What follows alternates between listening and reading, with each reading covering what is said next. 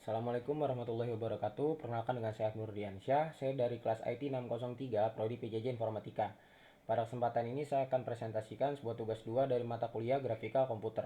Langsung saja kita masuk dalam materinya. Yang pertama saya ingin menjelaskan mengenai GDI. GDI adalah singkatan dari Graphical Device Interface yang merupakan sebuah teknologi yang digunakan oleh sistem operasi Windows untuk menggambar antarmuka pengguna grafis atau GUI pada layar komputer. Jadi teknologi ini memberikan kemampuan kepada aplikasi Windows untuk membuat dan memanipulasi gambar, teks, dan objek grafis lainnya secara langsung pada gambar. Selanjutnya, saya akan menjelaskan mengenai fungsi dan penggunaan GDI. Yang pertama, menggambar objek grafis. Jadi GDI memungkinkan aplikasi untuk menggambar garis, bentuk, dan pola di layar atau di printer. Kedua, memanipulasi gambar dan teks. Jadi aplikasi dapat mengubah ukuran, memutar, memindahkan, atau menggabungkan gambar menggunakan fungsi-fungsi GDI. Yang ketiga, mengontrol warna dan penampilan. GDI menyediakan dukungan untuk manajemen palet warna pensil dengan berbagai gaya seperti putus-putus atau tebal dan pengaturan font. Yang keempat, mengatur clipping region. GDI memungkinkan definisi wilayah clipping region yang membatasi area tempat operasi gambar dapat terjadi.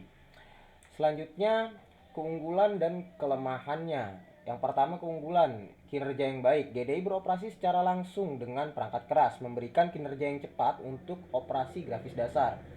Yang kedua, kompatibilitas yang tinggi. GDI telah ada sejak awal pengembangan Windows dan mendukung berbagai versi Windows, menjadikannya kompatibel secara luas.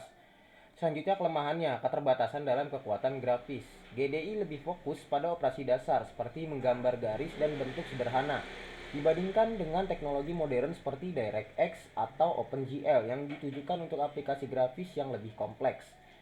Yang kedua, tidak dapat memanfaatkan GPU. GDI beroperasi terutama di CPU dan tidak dapat memanfaatkan kecepatan pengolahan paralel yang ditawarkan oleh GPU modern. Langsung saja kita masuk ke dalam aplikasi Visual Studio. Jadi untuk codingan yang ada di dalam aplikasi ini kita menggunakan bahasa C#. Nah, untuk namespace PineDrawX ini mendefinisikan namespace untuk kelas form 1. Namespace ini digunakan untuk mengorganisir dan mengkelompokkan kelas-kelas di dalam proyek. Nah, untuk public partial class form 1 ini mendefinisikan kelas form 1 yang merupakan turunan dari kelas form yang disediakan oleh Windows Forms. Nah, deklarasi partial 1 mengindikasikan bahwa definisi kelas ini tersebar di beberapa file, biasanya untuk memisahkan antara desain forms dan kode behind. Nah, lanjut kita masuk ke dalam konstruktor. Konstruktor ini akan dipanggil ketika sebuah objek from 1 dibuat. Di dalamnya initialize komponen dipanggil secara otomatis yang dibuat oleh Visual Studio dan berisi inisialisasi komponen-komponen from dari file design, yaitu from1.designer.js. Oke, selanjutnya untuk metode from_load dipanggil saat from pertama kali dimuat. Nah, di dalamnya kita memanggil setStyle dengan parameter control style, all painting, pine, control style, resize, redraw. Ini mengatur beberapa gaya kontrol untuk mengatur form. Oke, jadi untuk codingan ini menginstruksikan form untuk menggambar ulang seluruh area ketika menerima pesan, yaitu ini. Selanjutnya untuk control style, resize, draw, menginstruksikan form untuk menggambar ulang ketika ukurannya berubah.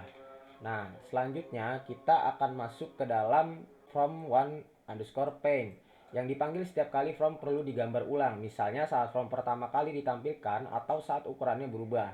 Nah, untuk codingan ini membersihkan area gambar dengan warna latar belakang form. Untuk codingan yang ini, dia menggambar garis biru dari titik 0,0 ke titik lebar form dan tinggi form. Untuk codingan yang ini, dia menggambar garis biru dan titik lebar from 0 ke titik 0, tinggi form.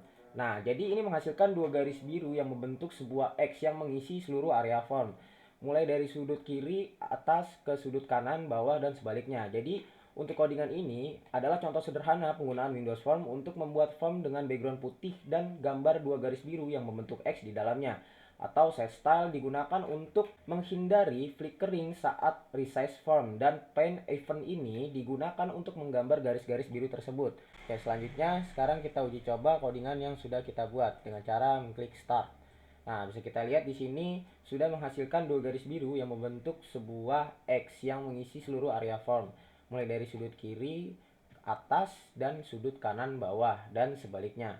Oke, sekian itu saya dari saya. Wassalamualaikum warahmatullahi wabarakatuh.